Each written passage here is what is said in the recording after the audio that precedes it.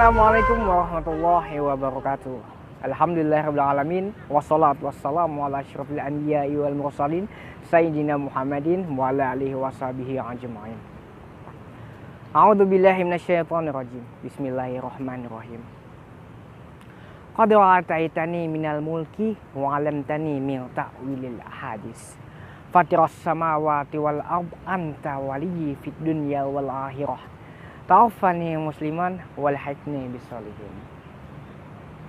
Pertama-tama marilah kita panjatkan puji serta rasa syukur kita kehadirat Allah Subhanahu wa taala yang telah memberikan karunia dan rahmatnya kepada kita semua sehingga kita selalu berada di dalam keadaan bersyukur, sehat walafiat, dan insya Allah selalu berada di dalam naungannya, naungan ridha Allah Subhanahu wa taala. Salawat serta salam tidak pernah terlupakan kepada junjungan Nabi besar Nabi Muhammad SAW, karena beliaulah sang pembawa risalah kebaikan, risalah terbaik yang merevisi risalah sebelumnya sehingga saat ini disebut dengan Al-Quran yang menjadi pedoman hidup umat manusia, khususnya umat Islam itu pun. Hadirin sekalian yang dirahmati oleh Allah, sebagaimana kita tahu, zaman itu semakin berkembang. Ada yang mengatakan other time, other way. Lain dulu, lain sekarang. Dan itu sifatnya sure, itu adalah sifatnya pasti. Yang artinya bahwa setiap perkembangan itu selalu memiliki sebuah tantangan. Khususnya kita tahu bahwa Islam ini adalah agama moderat. Agama yang datang pada peradaban orang Arab sebelumnya, dan saat Islam semakin kuat di muka bumi dan akhirnya Islam mulai beradaptasi dengan perkembangan zaman. Khususnya kita lihat kepada anak-anak muda saat ini, perbedaan yang begitu jauh, yang sebelum saat waktu kita kecil kita selalu bermain keleker, waktu kita kecil kita sering mengaji di musola untuk memeriahkan, dan saat ini kita sangat banyak menemukan anak-anak zaman sekarang berada di kafe, berada di tempat maksiat, berada tempat yang jauh daripada kata ridha Allah Subhanahu wa taala.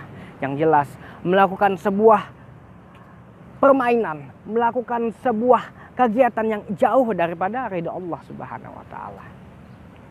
Hadirin sekalian yang dirahmati oleh Allah dimanapun Anda berada, saat ini kita harus kembali kepada pegangan yang benar, jalan yang diridhai oleh Allah. Kita tahu bahwa yang terbaik yang harus kita lakukan sesuai sabda Nabi Muhammad SAW, khairukum man ta'allamal Qur'an wa 'allamahu. Sebaik-baik manusia adalah orang yang mempelajari Al-Quran serta mengamalkannya atau mengajarkannya kembali. Dan itulah hal yang harus kita pegang, yang harus kita miliki setiap saat dimanapun kita melihat dan mengungkit cerita Nabi Yusuf alaihissalam. Beliau waktu itu, waktu masa mudanya, waktu masa kecil khususnya, beliau selalu dikucilkan oleh saudaranya sendiri.